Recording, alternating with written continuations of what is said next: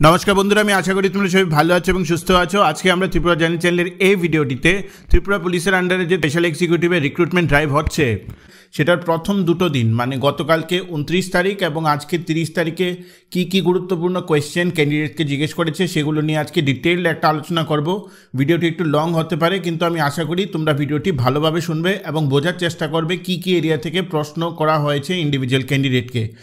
ভিডিওটিতে যাবার আগে আমি আরেকবার কয়েকটা কথা তোমাদেরকে বলতে চাই। যারা তোমরা স্পেসিফিক্যালি এই ভিডিওটি নতুনবার দেখবে, তোমরা বোঝার চেষ্টা করো যে আমাদের চ্যানেলের নাম হলো ত্রিপুরা জার্নাল। আমরা কোচ করি অন টিপিএসসি, জিআরবিটি এবং different other exams of the state. Currently আমরা লাইভ সেশনস কন্ডাক্ট করছি on TPSC combined interview as well as এখন অবধি 150+ ইন্টারভিউজ আমরা টিপিএসসি কম্বাইন্ডের উপর নিয়েছি। সেটা অনগোয়িং প্রসেস আমাদের চলছে। আমরা এখন টিপিএসসির সাথে সাথে জেআরবিটি গ্রুপ সি কমপ্লিট করেছি। জেআরবিটি গ্রুপ ডির প্রসেস অলমোস্ট ফিনিশের পথে। তাছাড়াও আমরা ত্রিপুরা পুলিশের স্পেশাল এক্সিকিউটিভ এক্সামের উপরও ফোকাস করছি, কারণ তোমাদের থেকে অনেক ডিমান্ড এসছে যে স্যার আমাদেরকে জানান কিভাবে সেই কোশ্চেন বা সেই প্রশ্নের উত্তর দেওয়া যেতে পারে। ঠিক আছে, আমাদের যে প্রেজেন্স আছে, আমরা ফেসবুকে আছি, টেলিগ্রামে আছি, ইনস্টাগ্রামেও আছি। তোমরা আমাদের অ্যাবাউট মি সেকশনে দেখতে পারো। অ্যাবাউট মি সেকশনে গেলে তোমরা 3টা জায়গার লিঙ্ক পেয়ে যাবে। ঠিক আছে, তোমরা আমাকে কোথাও কন্ট্যাক্ট করতে পারো। যদি কোনো পার্সোনালি কোনো ক্যান্ডিডেটের কোনো অসুবিধা থাকে, I will try to help you all individually. আমাকে কমেন্ট সেকশনে জানাবে যদি তোমাদের কোনো সমস্যা থাকে। লাস্টলি আমি একটাই কথা বলবো, যদি আমাদের এই কন্টেন্টটা পছন্দ হয়ে থাকে, ডেফিনেটলি আমাদেরকে একবার লাইক, শেয়ার এবং সাবস্ক্রাইব করে দিও। সাবস্ক্রাইব না করলে আমাদের মোটিভেশন আসে না। ঠিক আছে, এখন আমি ভিডিওটি শুরু করছি। তো 29 তারিখের মানে গতকালকে যে ইন্টারভিউ হয়েছে ওটার উপর আমরা কয়েকটা ক্যান্ডিডেটের সাথে কথা বলছি এবং এই প্রত্যেকটা জিনিস আমাদের সামনে চলে এসছে। দেখো, প্রথম কথাটা হলো যে ওকে, তোমাদের হয়তো অনেকেই জানো না, যারা এখনও ইন্টারভিউ মানে দাওনি, তোমাদের যে ডেটটা আসবে তার আগে আমি তোমাদেরকে কয়েকটা কথা বলে দিই।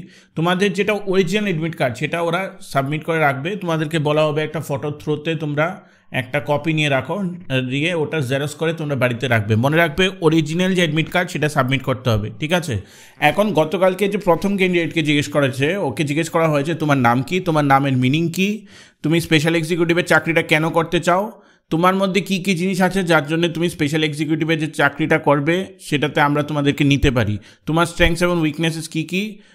ও বেসিক্যালি তেলিয়ামুড়া থেকে ছিল, তো ওকে জিজ্ঞেস করা হয়েছে তেলিয়ামুড়ার ব্যাপারে কিছু বলো, তেলিয়ামুড়াতে কি আছে, স্পেশাল এক্সিকিউটিভের ডেফিনিট ফাংশনগুলো কী এবং স্পেশাল এক্সিকিউটিভের সাথে সাথে ওখানে ত্রিপুরারও ওকে কিছু কোয়েশ্চেন জিজ্ঞেস করা হয়েছে, ত্রিপুরা পুলিশের উপর কিছু কোয়েশ্চেন করা হয়েছে, কবে ফাউন্ড হয়েছিল এক্সেট্রা। এবং ওকে কোয়েশ্চেন করা হয়েছে এবং ত্রিপুরা জিওগ্রাফি, ত্রিপুরার ডিফারেন্ট ওয়াইল্ড লাইফ মানে সিম্বলসগুলি যেগুলি আছে স্টেট সিম্বল, সেই স্টেট সিম্বলের উপর ওকে প্রশ্ন জিজ্ঞেস করা হয়েছে। তো ওর ইন্টারভিউ মোটামুটি ও বলছিল আমাকে রাফলি 12 থেকে 14 মিনিটের মতো হয়েছে। সো সেটা হলো ওভারঅল। এখন দেখো, এখানে প্রত্যেকটা কোয়েশ্চেন হলো, প্রথম যে ইম্পর্টেন্ট কোয়েশ্চেন হলো সেটা হলো হোয়াই স্পেশাল এক্সিকিউটিভ। তোমাদের যেটা রিয়েলিটি সেটাই তোমাদের এখানে বলা উচিত। তুমি বলবে স্যার সর্বোপরিভাবে আমি ডিফারেন্ট এক্সামের জন্য ট্রাই করছি, ইন বিটুইন এটা যেহেতু আমার কাছে অপরচুনিটি এসছে তখনই আমার দরকার এখন চাকরি, কারণ আমার ফিনান্সিয়াল কন্ডিশন বা এক্সেট্রা কিছু খুব একটা ভালো নয়। তো তার জন্য আমি চেষ্টা করছি যে এই চাকরিটা যাতে আমি ভালোভাবে করতে পারি, এবং আমি এরকম একটা মানুষ যে কোনো চাকরি আমাকে দেওয়া হবে সেটাকে আমি নিষ্ঠার সাথে করব। তো এই চাকরিটা স্পেশাল এক্সিকিউটিভ চাকরিটা আমি পেলে আমি 100% ট্রান্সপারেন্টলি এবং ইন্টিগ্রিটিভাবে মানে কাজটা করব। তো এটা হলো কেন তুমি স্পেশাল এক্সিকিউটিভের চাকরি চাও। ওটা তোমাদের ডিফারেন্ট উত্তর হতে পারে, কিন্তু এটা একটা মডেল অ্যান্সার, এরকম একটা অ্যান্সার তোমরা দিয়ে দেবে। তারপর what are the duties of special executive, এটা আগেও বলেছিলাম। স্পেশাল এক্সিকিউটিভ কী করে, যে পিএস তোমাদের অ্যাসাইন করা হবে, তোমাদের কিছু ইনফরমেশন গ্যাদার করতে হবে, ইনফরমেশন ডিস্ট্রিবিউট করতে হবে, সাপ্লাই করতে হবে, অ্যাজ ওয়েল এস যা মানে তোমাকে বলা হবে in terms of the work সেটা তোমাকে করতে হবে। অফেন যেটা আমাদের দেখা যায় যে প্রত্যেকটা পিএসের মধ্যেই পুলিশের আন্ডারে কিছু স্পেসিফিক লোকের দরকার পড়ে যারা ইনফরমেশন ফ্লোতে হেল্প করে। ঠিক আছে, তো এটা হলো স্পেশাল এক্সিকিউটিভের সবচেয়ে ইম্পর্টেন্ট কাজ। এছাড়াও কিছু অ্যান্সিলারি কাজ আছে, এটা তোমরা পরে যখন জয়েন করবে তখন বুঝবে। ঠিক আছে, এখন ওকে কোয়েশ্চেন করেছে কি তুমি কি পুরো রাত্র কাজ করতে পারো, বা তোমাকে যে কোনো প্রত্যন্ত এলাকাতে দিলে তুমি কাজ করতে পারো। দেখো, টেকনিক্যালি তোমাদের কাছের পিএসসি দেবে, কিন্তু এই প্রশ্নটা জিজ্ঞেস করবে টু আন্ডারস্ট্যান্ড কি তুমি কতটা সিরিয়াস আছো এই চাকরিটার জন্য, ঠিক আছে? তো এইসব যখন প্রশ্ন করবে, এটা সোজা বোকার মতো অ্যান্সার হলো হ্যাঁ স্যার আমাকে যেখানেই দেওয়া হবে সেখানে আমি পারবো যেতে, কারণ আমার জন্য আজকে চাকরি পাওয়াটা সবচেয়ে বড় ইম্পর্টেন্ট জিনিস, ঠিক আছে? তারপর তোমাকে অন এথিক্যাল ইন্টিগ্রিটি কোয়েশ্চেন জিজ্ঞেস করা হবে, এবং ওকে জিজ্ঞেস করা হয়েছে একটা question, not him, the second candidate, এটা আমি আসবো। তো সেকেন্ড ক্যান্ডিডেটকে জিজ্ঞেস করা হয়েছে একটা এথিক্যাল কোয়েশ্চেন, ঠিক আছে? স্ট্যাটিক কোয়েশ্চেন যেটা আমি বললাম সেগুলো জিজ্ঞেস করা হয়েছে, এবং মিসলিনিয়াস কোয়েশ্চেন হলো তোমার বাবা মার ইনকাম সোর্স কি, এক্সেট্রা এক্সেট্রা, এইসব কোয়েশ্চেন বেসিক্যালি পার্সোনালের মধ্যে জিজ্ঞেস করা হয়েছে। এটা হলো ক্যান্ডিডেট 1, যেটা গতকালকে জিজ্ঞেস করা হয়েছে। আজকে কি কি জিজ্ঞেস করা হয়েছে? আজকে একটি ক্যান্ডিডেটকে এটা জিজ্ঞেস করা হয়েছে যে তোমাকে আমি স্পেশাল এক্সিকিউটিভ চাকরিটা দিলাম, তুমি একটা পিএসের মধ্যে আছো, এবং সেই পিএসের মধ্যে আশেপাশে প্রচণ্ড ড্রাগের প্রবলেম চলছে।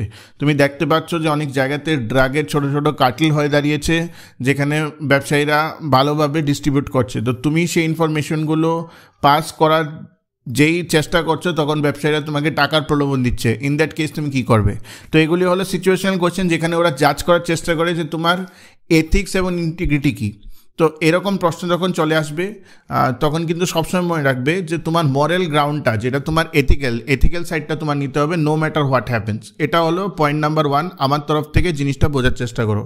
সেকেন্ড, ওকে জিজ্ঞেস করা হয়েছে যে আজকের ডেটে আগরতলা এত ডেভেলপ করছে, এবং আগরতলাতে ক্রাইমও অনেক আছে in comparison to other state, মানে আদার ডিস্ট্রিক্টস।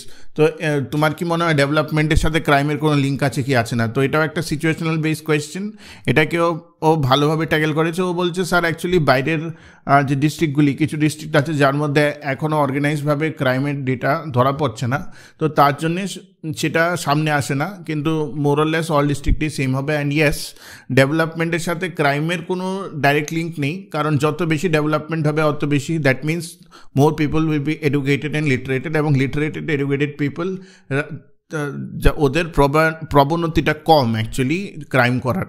তো এই উত্তরটাও দিয়েছে, এবং আমার মনে হয় এটা একটা ভালো উত্তর দিয়েছে। ওকে জিজ্ঞেস করা হয়েছে ওর স্ট্রেংথ কী, তো ও বলেছে টাইম বাউন্ড অ্যাক্টিভিটি করা। তারপর ওকে আরেকটা সিচুয়েশনাল কোয়েশ্চেন দেওয়া হয়েছে যে ওর যদি, মানে তোমার যদি কোনো একটা স্পেসিফিক, ও তো যেটা আমাকে ফোনে বললো সেটাই আমি তোমাদেরকে বলছি, ওকে বলা হচ্ছে যে একটা টাস্ক তোমার করতে হবে 10-15 মিনিটের মধ্যে, ওর মধ্যে তোমার উপর কিছু একটা হলো, মানে কোনো একটা কারণে তুমি যেতে পারলে না, তো তুমি কিভাবে কাজটা করবে বা কিভাবে সম্পন্ন করবে। তো situational based question based on your স্ট্রেংথও জিজ্ঞেস করবে। ওর ইন্টারভিউটা 20 মিনিটের মতো হয়েছিল। আরেকটা ক্যান্ডিডেটের সাথে আমার কথা হয়েছে কিছুক্ষণ আগে, ওই ক্যান্ডিডেটটা আমাকে বললো যে স্যার ও হিস্ট্রি গ্র্যাজুয়েট, তো ওকে হিস্ট্রির ব্যাপারে জিজ্ঞেস করা হচ্ছে অনেক কিছু, World War I কবে, World War II কবে, ওয়ার্ল্ড ওয়ার কেন হয়, তারপর আমাদের যে গান্ধিয়ান মুভমেন্টস ওগুলির ব্যাপারে জিজ্ঞেস করা হয়েছে, সিভিল ডিসওবিডিয়েন্স মুভমেন্ট কবে, ডান্ডি মার্চ কোন মানে বছরে হয়েছিল, এরকম জিনিস জিজ্ঞেস করা হয়েছে। তারপর ওকে জিজ্ঞেস করা হয়েছিল ওর হবি ছিল, মানে ওর হবি ছিল গার্ডেনিং, তো ওর হবির উপর ওকে প্রশ্ন জিজ্ঞেস করা হচ্ছে যে কী টাইপের গার্ডেনিং তুমি করো, কীভাবে বেটার গার্ডেনিং করা যায়, উইন্টার ফ্লাওয়ার কী কী, সেগুলিকে কীভাবে তুমি ফুটিয়ে উঠতে পারো।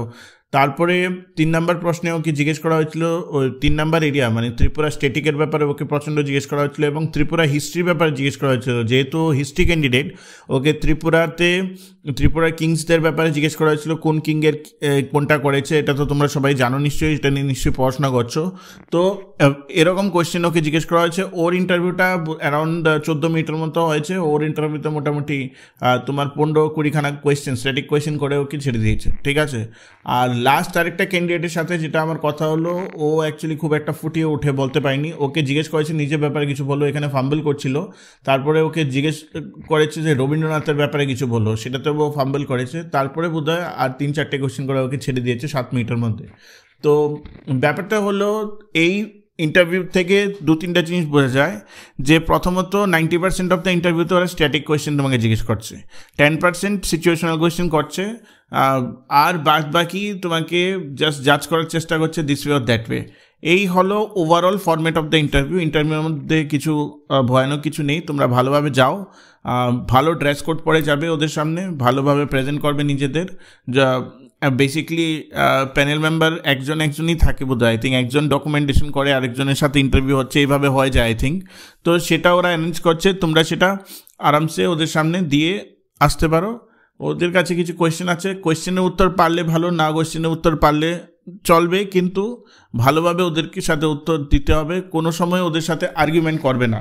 তো আমি এরকম কয়েকটা ডুজ অ্যান্ড ডোন্টস, মানে যেগুলি কোনোদিনও করণীয় নয়, সেটা নিয়ে আমি তোমাদের কথা বলবো। প্রথম কথা হলো never be rude with them, মানে ওদের সাথে কোনো সময় বাজে ব্যবহার, ভারসাম্য হারিয়ে কোনো কথাবার্তা এবং কথা কাটাকাটি একদমই যাতে না করা হয়। If you do not know anything don't tell them about the same, মানে তুমি যদি কোনো কিছু না জানো ওদেরকে কিছু বলে ওদেরকে মানে ভেবো না যে ওরা বোঝে না, they are smart enough to understand your thing, ঠিক আছে। So if you do not know anything don't tell them about the same, ঠিক আছে। ডেকোরাম মেনটেন করবে রুমের মধ্যে, ঠিক আছে। Please maintain good dressing and grooming style, ঠিক আছে। একটা ভালো dressing sense, obviously grooming style maintain করবে। Maintain your confidence level well, এটা সবচেয়ে ইম্পর্টেন্ট যে কনফিডেন্ট থাকবে, কারণ বেসিক্যালি ত্রিপুরা পুলিশের আন্ডারে স্পেশাল এক্সিকিউটিভের জবটার মধ্যে একটা মেজর পার্ট হলো ইনফরমেশন ফ্লো, এবং সেই দিক থেকে তোমার একদম ক্রিস্টাল ক্লিয়ার হতে হবে যে তুমি কি ফাংশনালিটি, কি রেসপন্সিবিলিটি জবের। তো সেটা নিয়ে তোমরা প্রিপারেশন করে যেও কনফিডেন্টলি, এবং let's hope for the best. আমার মধ্যে তোমাদের প্রত্যেকেরই এক্সাম ভালো হবে। আমি আবার কালকে নিয়ে আসবো আরেকটা ভিডিও যে কি কি প্রশ্ন জিজ্ঞেস করা হয়েছে, ঠিক আছে।